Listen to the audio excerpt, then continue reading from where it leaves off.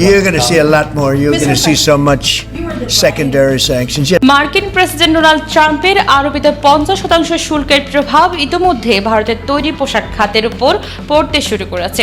যুক্তরাষ্ট্রের শুল্ক আরোপের পর বিশ্বের নামি দামি অনেক ব্র্যান্ড তাদের ভারতে পোশাকের অর্ডার স্থগিত অথবা বাংলাদেশ, পাকিস্তান কিংবা ভিয়েতনামের মতো দেশে সরিয়ে নিতে শুরু করেছে।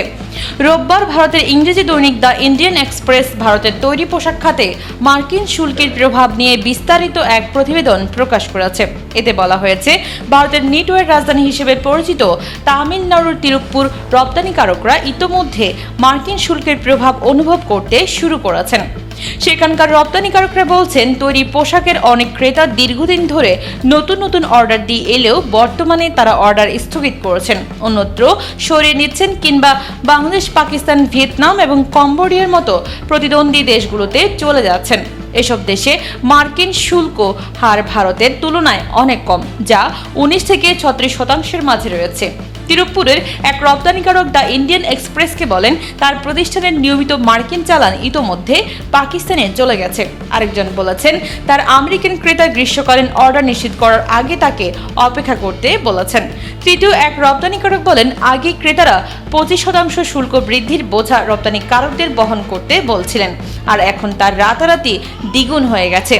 যুক্তরাষ্ট্রের নতুন শুল্ক কাঠামোতে ভারতের ওপর মূল শুল্কের পাশাপাশি জরিমানা হিসেবে আরোপিত অতিরিক্ত শুল্ক অন্তর্ভুক্ত রয়েছে। দেশটির কিছু নিটওয়ার পোশাকের ক্ষেত্রে এই শুল্কের কার্যকর হার 64% পর্যন্ত পৌঁছেছে।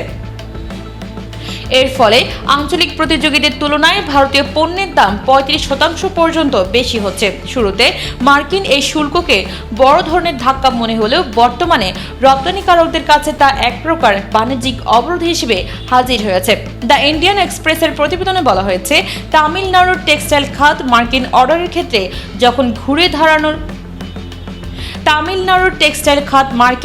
ক্ষেত্রে যখন ঘুরে দাঁড়ানোর প্রস্তুতি নিচ্ছিল, ঠিক তখনই নতুন করে অতিরিক্ত শুল্ক আরোপ করা হয়েছে।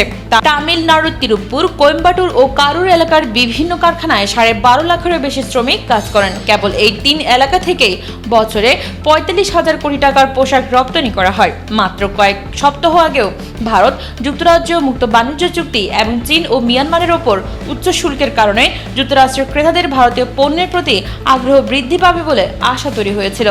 তামিলনাড়ুর অনেক রপ্তানিকারক চাহিদা মেটাতে নতুন যন্ত্রপাতিতে বিনিয়োগও শুরু করেছিলেন, কিন্তু এখন সেই আশায় ঘুরে বালি। তাদের স্বপ্ন চাপা পড়ছে যুক্তরাষ্ট্রের বাড়তি শুল্কের নিচে।